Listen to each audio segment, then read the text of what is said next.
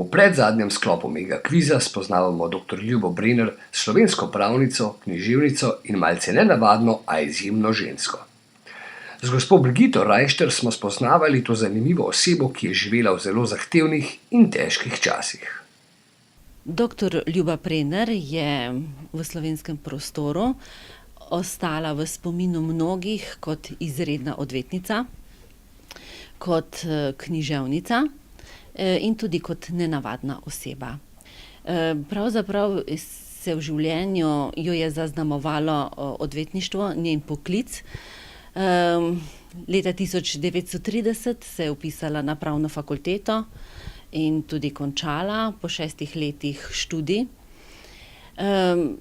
Želela si je še več, ne biti samo pripravnica in pomagati na sodiščih. Dosegla je doktorski naslov. Leta 1941 je s 3 težkimi izpiti, rigorozami, dosegla, da je postala doktorica prava. In v okupirani Ljubljani leta 1942 v mesecu decembru tudi dosegla, da je odprla svojo lastno advokaturo.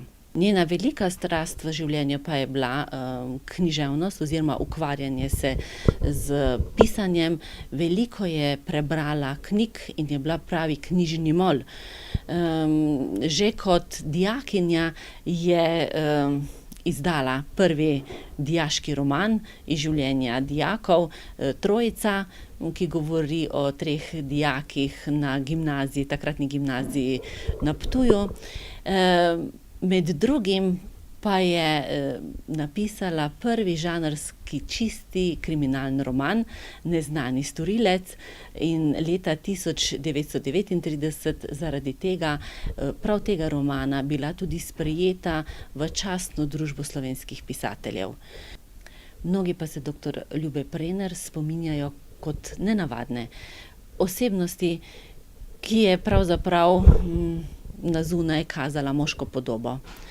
Zanimiva je bila, zato ker je tudi uporabljala obe obliki, tako žensko kot moško obliko. Kadar se je pogovarjala s prijatelji, je bila zmeraj moški, kadar pa je uporabljala jezik na sodišču oziroma v nekem uradnem besedilu, pa je bila zmeraj ženska. Se pravi, to dvojnost je nosila v sebi. Rodila se je kot ženska, kot dekle, tudi tako je bila vzgajana v svoji družini, ampak zelo kmalu je kazala druga nagnjenja in se je začela drugače oblačiti. In prav skozi svojo kulturo oblačenja je v časih, tudi pred 2. svetovno vojno, ko je bilo to izjemno težko in pogumno dejanje, tudi kazala svojo veličino s tem, da se ni pustila predrugačiti in biti to, kar so si drugi od nje tudi želeli.